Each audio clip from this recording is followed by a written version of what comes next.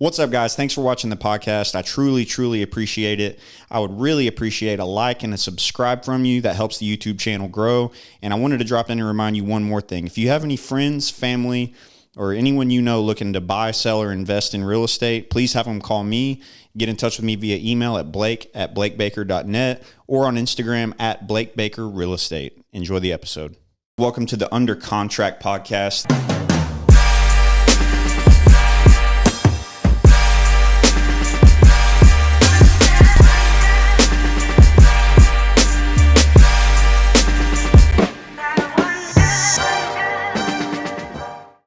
Alrighty, ladies and gentlemen, welcome to the Under Contract podcast.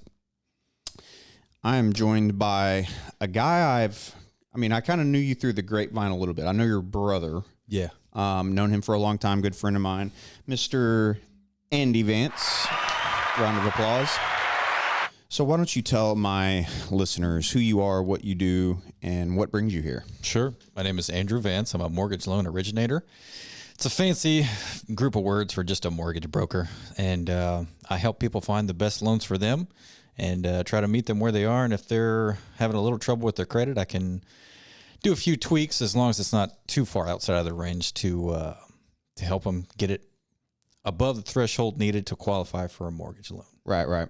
So you're somewhat newer to the business, but sounds like you've already done a deal or two? I have. I got one deal done last month, and I'm working on a few applications at the moment. So yeah. I'm the real estate test to be a realtor. I mean, it definitely wasn't easy, especially the broker test, which I took in. I don't even remember what month it was. Earlier this year, I took the broker's test and got my broker's license. Yeah, that was hard. I mean, it was hard. Yeah. The MLO test, how was that? It was difficult. So the classes for it took me about a month to complete, and then I, on my own, spent another month studying all the material that I had to go over. In total, it was I think it's 23 hours of total instruction, with some portion of that being Texas specific. Mm-hmm. And then the actual test, I took it, and it's only got, I think, a 20% pass rate the first attempt. Yeah. And I passed it on the first attempt. Yeah. I'm always, wanting to do well on tests. So I wasn't thrilled with my score, but it was a passing score. It was like in the 80s, and I'm an A+ kind of guy. So yeah. So when I took, the weird thing about the realtor test is, so the first time I took in 2016 when I got licensed for real estate, it was two tests. So it's the national and the state. I think the national was like 85 questions, and then the state was it was only like 40. It wasn't that many. Yeah. Well, I passed the national and failed the state. Yeah. And the national, whenever you pass for real estate, they don't say, hey, you passed, you got a 83. Mm-hmm. It just says pass. Oh, there's no. So I have no idea. So went back, restudied up for the state one, flew right through it the second time and passed it. I mean, it was not, because you have to kind of take the test almost once to figure out how it is. Yeah. Because I tell people the classes are nothing like the test, and the test is nothing like the job. And but for the broker test, dude, it was gnarly. I bet it was. Because you have to know, you have to be the guy. There's no one above you to be they give you real life situations where there's not a real there's not a clear answer. Yeah. It'll be what's the best answer? Right. So it'll be so say you're buying a property from a family, and the mother owns the property, but she had a husband who's passed away, who had kids from another marriage, who one of them is divorced, and what's the best, who has what interest in this property, and what's the best answer? And I mean, dude, it's super. Sounds like a doozy for sure. And I'm in the middle of this test, and our computer's glitched. There was a power surge at the testing facility. Yes, dude. Whoa. And I was like, oh my God. Well, it popped back up. Luckily, I thought I was going to have to start over. Erase everything you did. God. Well, I finished the test, and I just had this defeated look on my face. I'm sure. Really? Dude, I was like, did you feel confident?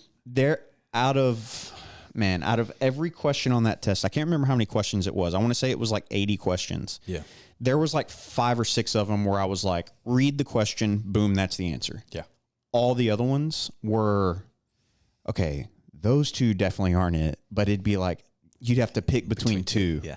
And it's like, like splitting hairs. So he handed me the 2 papers, pass. I was like, oh my God. So yeah, glad I got that behind me. But I had a similar experience with the test. Yeah.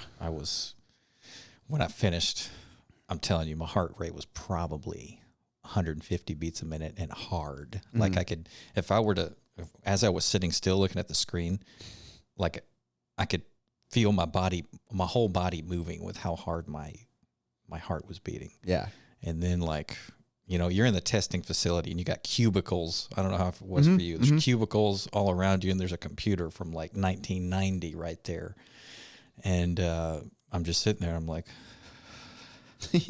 And did they give you the laminated piece of paper with a marker to do the math on? yes, Dude, they did. What the? And then you can't use your phone, so you get like a calculator. So and like you can't even like erase the thing. You get a TI 50 to take that thing. Man. Yeah, and the buttons don't work, and then you're trying to like do the math and try to erase it, and it just smears everywhere. Yeah. Dude, I was getting pissed, but but then I walk out, and then there's the proctor who's like a college kid, right? And she's like, "Congratulations, you passed." And I'm like, great feeling, huh? You walk out of there feeling like $1 million. Yeah, I had to decompress in my car for a few minutes after that. Yeah.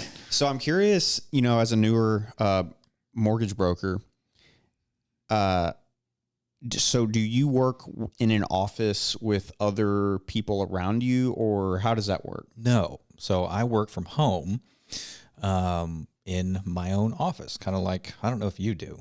So I have an office in South Shore Harbor. I was working from home for a little while, but there's too many distractions at my house. Yeah. So my brokerage is based in Florida, but they do have a branch in Texas. And my branch manager lives in Odessa.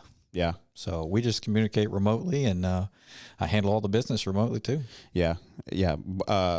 EXP, I was with Remax, and EXP is kind of the same way. Like, I have my own office, my own EXP branch, and everything is online. I mean, if you have a question, like I said, I'm a broker, but I'm not my own broker. We have a broker of record. Yeah. And we have like a team online, so we can just, you're going to have questions at times. So I don't know how y'all's works, but we can just hop online. It's like a virtual room. Totally. And we can do everything online. I mean, the days of having to, my old Remax offices were like an office with like 30 agents in the office, and which I think there is something valuable about that, because you can learn things from the older agents. For sure. But I'm curious to see, with you starting this year, the market the way it is, this is all Yeah. So what have you talked to other loan officers that have been in the business for a long time, and like how do you hear them complain and talk about this market, and how do you kind of process that? Sure. Yeah. My branch manager, like I said, she's in Odessa, and we can talk. I have her number, and we text fairly often because I still have a lot of questions because I'm relatively new. But yeah, the market, elephant in the room, interest rates being what they are, volume is not what it was in the past. But what I really want people to recognize is you can still get a deal done. Like we are spoiled for options as far as how to structure a loan, qualifications, aside, they're still there for buyers, but I was amazed at how many different ways there are to structure a home loan, and how many programs that are available, even for people that have not the best credit. Hell, there's companies now that will give you a forgivable down payment. Wow. Right now. Yeah. Now, there are some caveats to that, and I do advise people that want to go that way on those. But, we're spoiled for choice. Hopefully, I was looking at interest rates back in like the 70s and 80s. I'm sure you've seen them. They were double digit, The only thing with that is, of course, most home prices were substantially less than they are now. So 50,000. Yeah. But still, rates, I think they're going to start coming down over the next, I don't know, probably year or two. You know, we just had that rate cut a few weeks ago. They're probably going to do another one before the year's out. Don't know what that's going to be, 0.5, 0.25, whatever. But, yeah, I mean, as those rates are coming down, people are going to start pulling the trigger more. I had a buyer close FHA 5.25% yesterday. See that? Yeah. See? It's possible, folks. Yeah. So, and, you know, historically speaking, 6 is not bad. No. I just get the revolving door of the conversation of when are rates going to get back down to 3? It's like, they're not, man. I don't think they're if I was a betting man, dude, I don't think they are. Yeah. Yeah. If they touched 4.9, that would be phenomenal. Yeah. You know, sadly, I think those days are behind us, at least for a few decades, from what I'm hearing, you know, about the demographic situation in the U.S. Has a lot to do with it. But, yeah, I don't think we're going to see rates that low for another probably 25, 30 years or so. But Well, anyway, yeah. I don't think that they were necessarily a good thing. Really? Why? Because it lit the market. It turned the market from like a nice campfire to like a fireworks show. And it just got to a point where, dude, I'm working with these, like there was this one couple that always sticks out in my mind. This was in 2021, I believe it was. Yeah. Very successful young guy with his own petroleum business. You know, couple kids. Or no, at the time they had one kid and one on the way, I think. So young family, very successful. They did everything right. I mean, responsible, money in the bank, like dream buyers. Unicorns? If I was working with them today, I would just be like, thank you. Like, and we call that a unicorn. In the right, words, right. So, they're looking in League City, and we were looking over by Mag Creek Golf Course, and found one they liked. I think it was listed at, 550. I think we offered 600, waived every appraisal, waived the entire appraisal, paid for the survey, $10,000 earnest money, $1,000 option period for 3 days, and got beat. Now tell me that's a good thing. Well, yeah, competition. And right. And then, you know, where did that leave them? Did they finally get something? We ended up getting them a new construction. Oh, okay. Yeah. So I think it just drove affordability. As far as prices go, it drove prices up so quickly that any change in rate is going to make the payment just. Yeah. I mean, it's true. So, and then I think when rates went to 7 point, you know, for a while they were in the high 7s. They were. I think we saw the pendulum. It went this way, and then it fully swung. Came back a little bit. And then I think we're back on the. You think we're at equilibrium, or not quite yet? Okay. I think we're still coming towards equilibrium. But dude, I mean, we had the rate drop, and this is I haven't even said this on the podcast. I mean, this is how dead this year has been. Really? So I do residential and commercial, and I've done some other like commercial leases and stuff like that. Sure. So I've closed those deals. But as far as residential homes, up till September of this year, I had closed one deal a month. I mean, 9 homes. For me, that is probably pathetic. Yeah, probably not too good for you. Embarrassing. This week, I closed 5. Just this week. Goodness. So how are you going to tell me I closed 9 all year, and then in 1 week I closed 5, and then I have another one under contract, and then 2 more under contract listings. But my point here is just the psychology and the perception. The perception to the American 100%. Consumer is, bro. I mean, say if rates went to 10%. Yeah. Even if if the news came out, rates are slashed to 8%. Yeah. People would hit the streets just because of the perception that it's coming down. Yes. So like, it's all depending on where you're coming from to where you're going. If they increase from 3 to 5.5, oh my God. Yeah. Rates skyrocketing. That's another reason why I chose to start doing this, because I really don't like, all this fear mongering that you have on Instagram and the national media and all this other stuff. it's just not that way, you know? Mm-mm. And what I mainly want to do is help families get into homes, because for me, you know, a lot of the memories I have from my childhood, I cherish them very much. You know, I have two brothers, Danny and Russell, and Russ. we made a lot of memories in our house. Oh, yeah. A lot of fond memories. I'm sure you did too.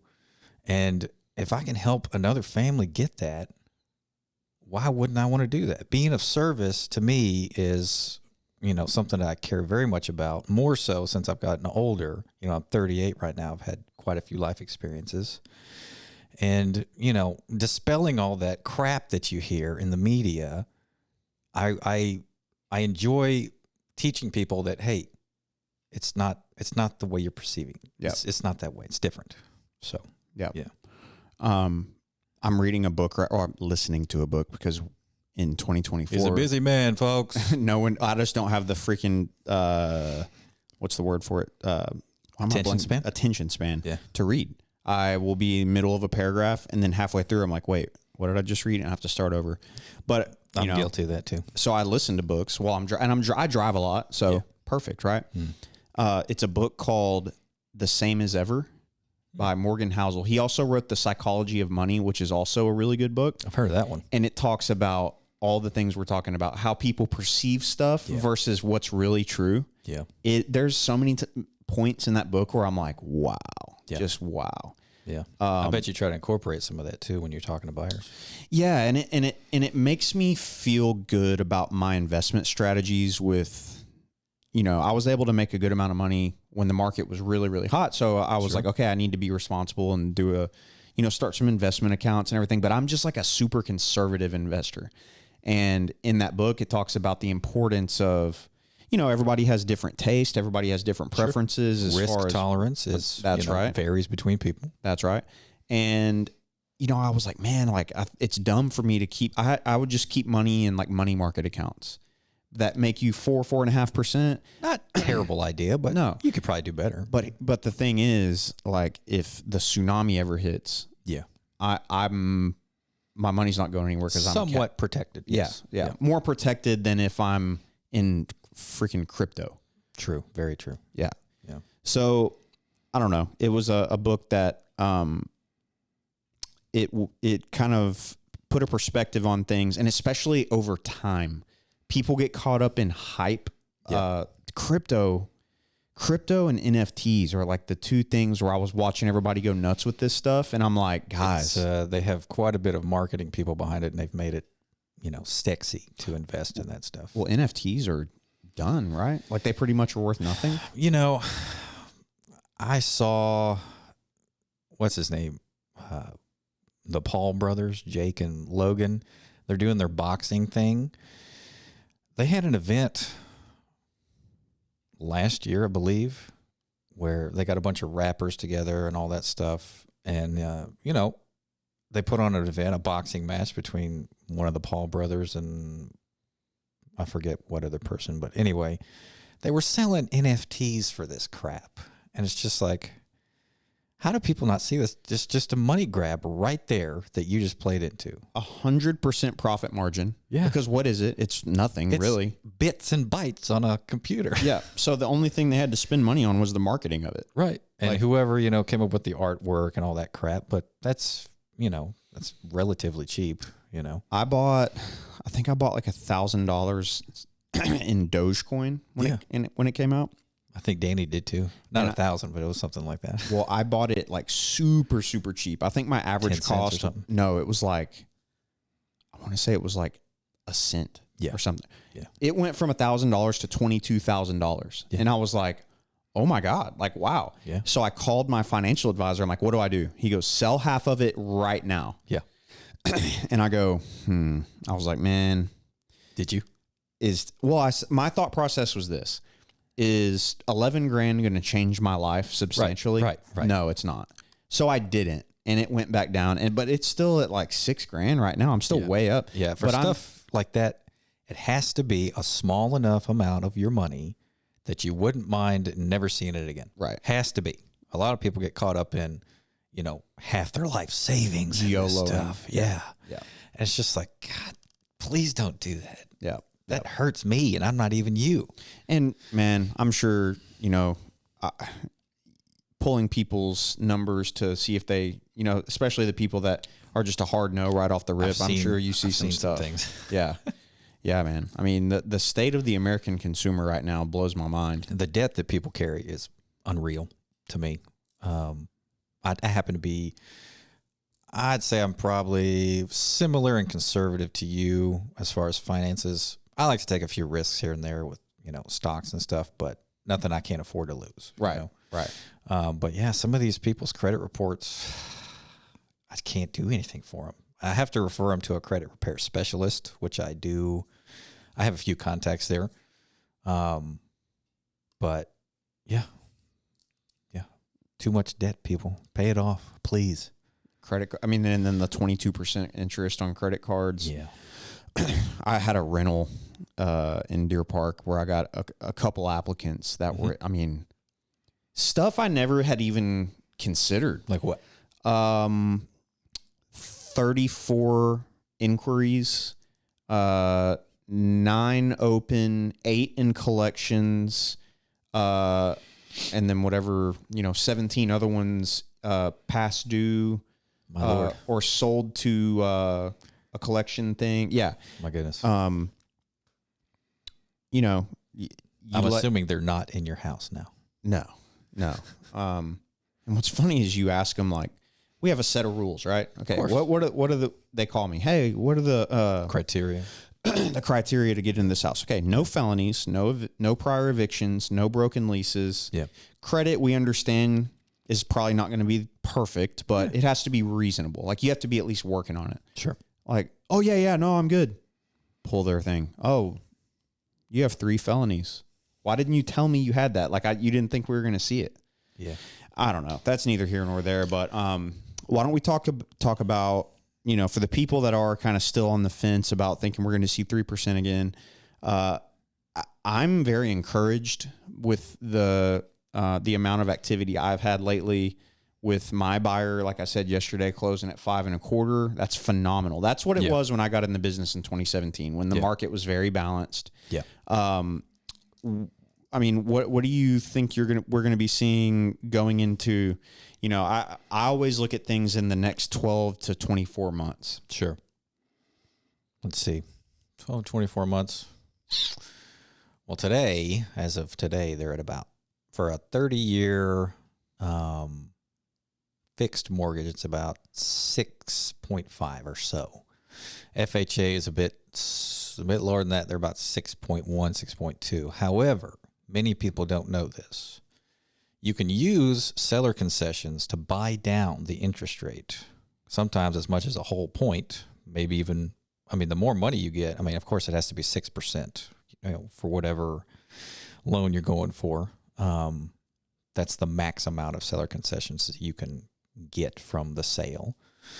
And you can buy down the interest rate permanently. This is a permanent savings on the life of the loan. Now that puts, some pressure on you folks. I'm sure you're used to that because you're a master negotiator.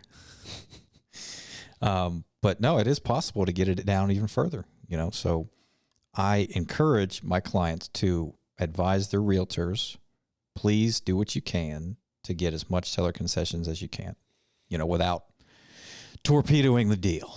Yeah. So, well, that was a great great Instagram clip. So now from a realtor perspective, here's what I see. Yeah. Just being real, just being real here.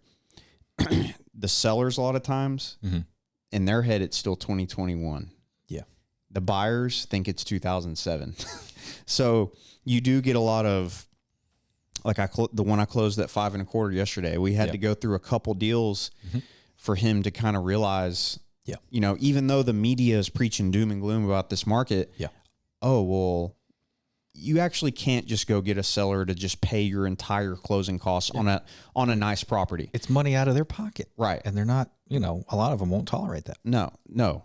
And they take it personally for some reason. Yeah. If you're going to do that, what I suggest to my clients is, hey, man, let's find something that's been on the market for 60 days or longer. Totally. Then they're ready. Those people are going to be ready to negotiate.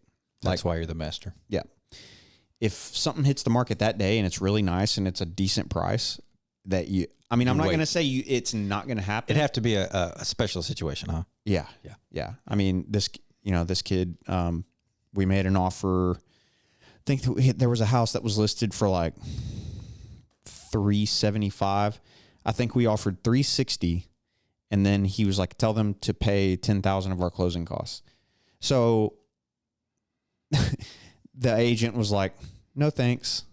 Yeah. And then I was like, "Yeah, they said no." And he goes, "What? They didn't counter back?" I was like, "No." And he was like, "Dang, they didn't even counter." I'm like, "No." I mean, that's because competition, all they see is 25K under what they're asking minus 6% True. for the commission. Right? That is literally what they see. That's what it is. Yeah. And they're paying commission based on the purchase price, not the purchase price minus the contribution. Yeah.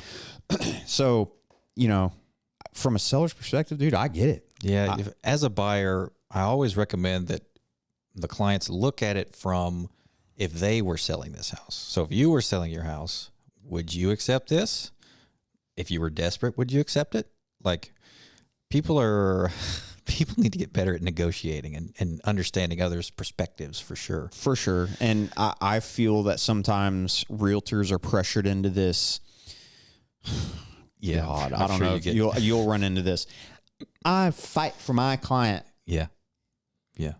Okay, well, that's great. But at the end of the day, whenever I go to do a deal with a client, I can advise them, but they're going to do what they want to do. Exactly. And it's my job to help them do what they want to do. Yeah. You really can't get out and, like, never in my life have I had a client be like, just go negotiate the deal for me. Like, no, dude. Really? Like, I send the information my client tells me to put on the offer. They come back, and then I work it out with my client as to how we go back there. I mean, because, what if you negotiate something that you thought was badass, and then you come back to them and they're not happy. Yeah. And you've already like kind of settled it with the other party. That's why I don't like the fight for my client. Like, yeah, I'll do everything I can, but there's one thing about advocating for your client. I understand that. Anybody in my business or yours would do that.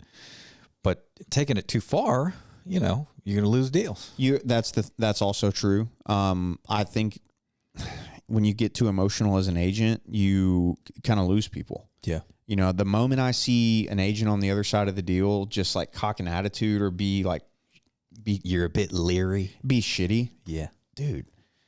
Oh my God. Yeah. The moment, let me rephrase that. The moment I feel like they're not being collaborative with me to constructively talk and work through something to see if we can make a deal that makes sense for everyone. Whenever they just stonewall you and say, my client will never go for that or something like that. Did you ask them? Yeah, exactly. Yeah. Because I can't tell you how many times I've had sellers draw a line on a price. Yeah. I literally had one time. He goes, this wasn't the real price because I don't know. People would know what the deal is because it was a good one. Mm. But so say for example, he was at X dollars. Call it 400,000. Yeah. We had started at say 475, which it was high. Yeah. And then we come all the way down and say the again, these numbers are changed around, but it was like 375.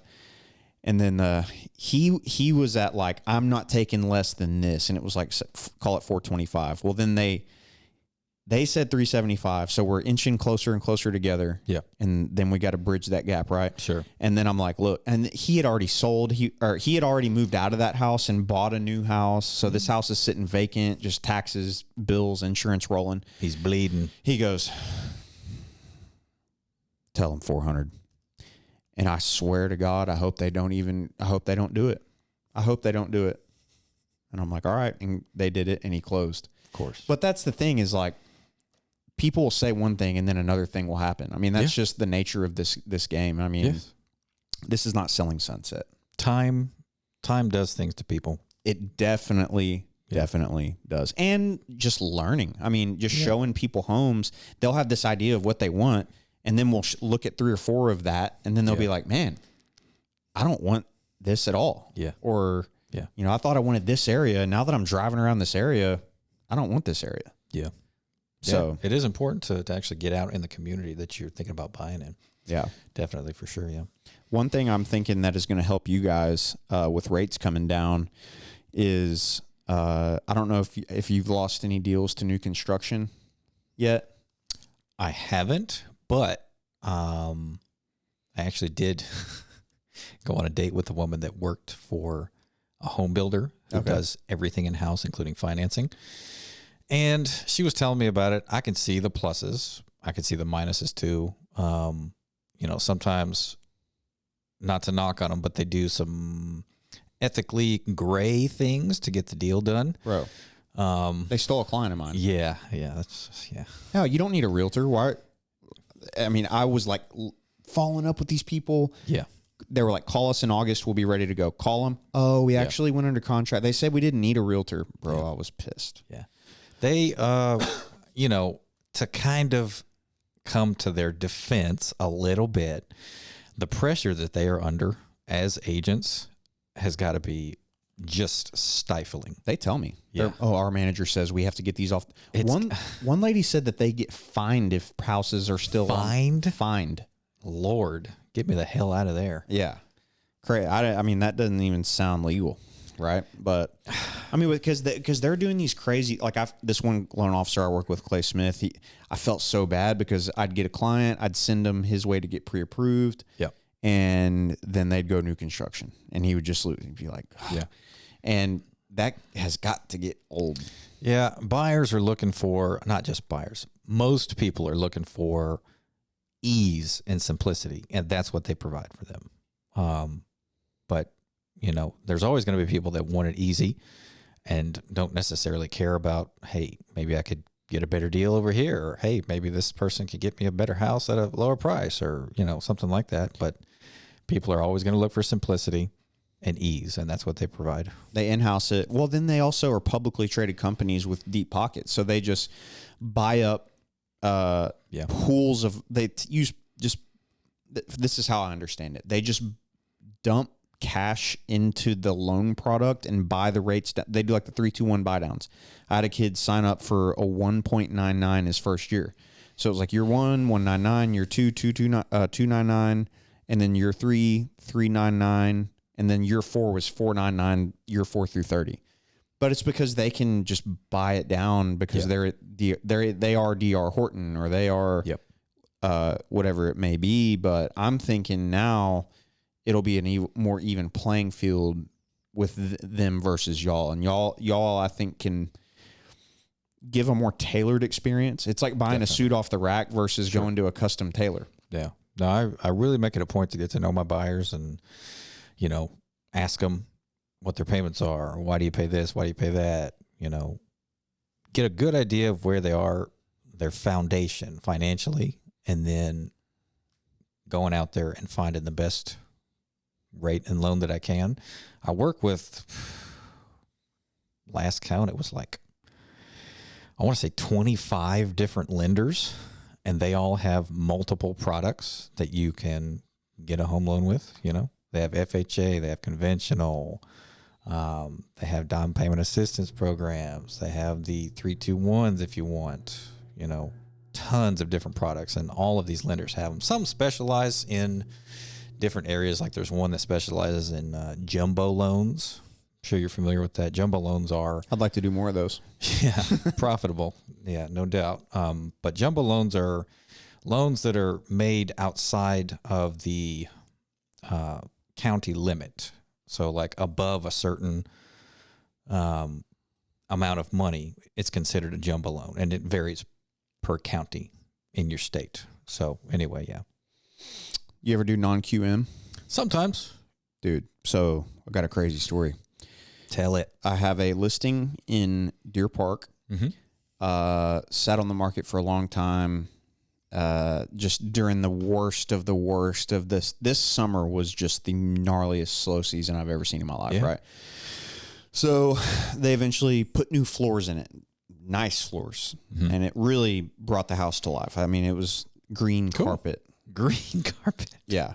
Funny story. Ryan Allen actually knows the people who used to own it. They passed away. He knew them somehow.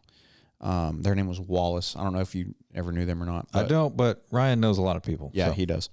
Former guest on my podcast, Ryan. I don't know if you ever saw. I heard episode. that. I didn't actually. I should go back and watch it. I told him he needs to come back for another one. Anyway, so this house is sitting there for sale. Finally get a full price offer. Yeah.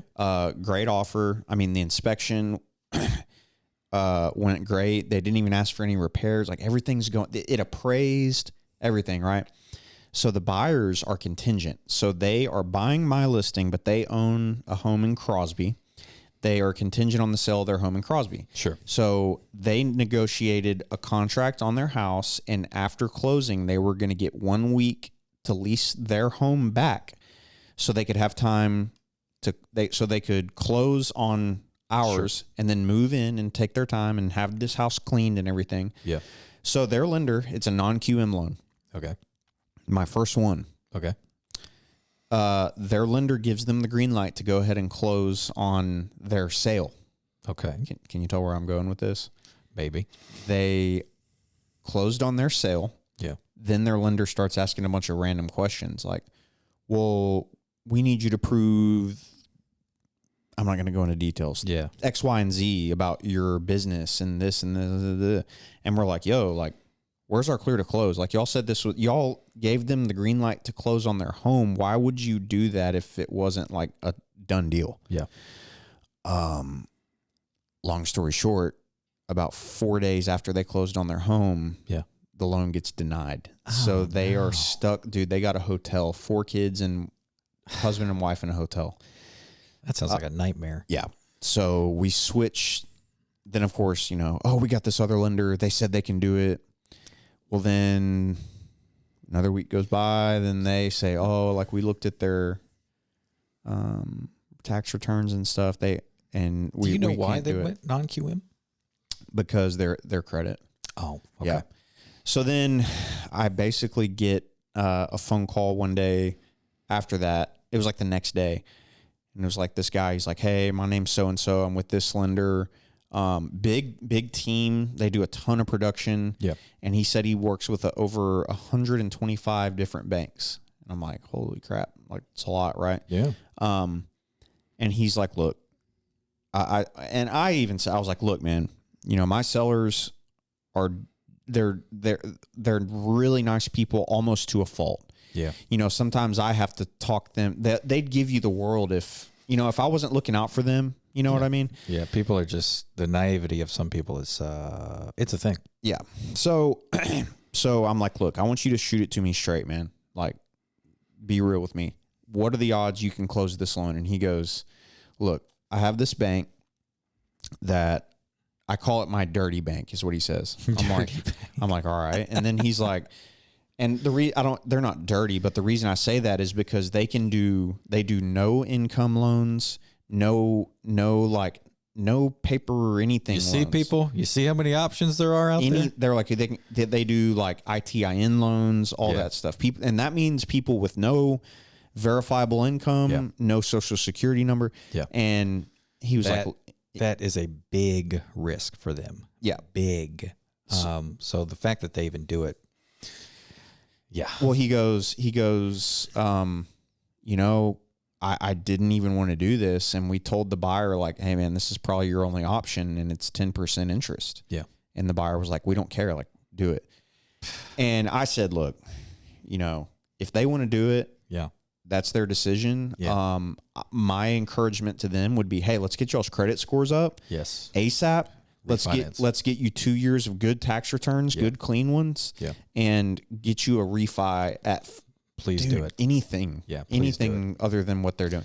So that's where we're at right now. Yeah. And we're like another 3 to 4 weeks out for them to try to wrap that loan up. But I go, give me a percentage that you can do this deal. Are you thinking 60, 70? He goes, 99.98% I can do this deal.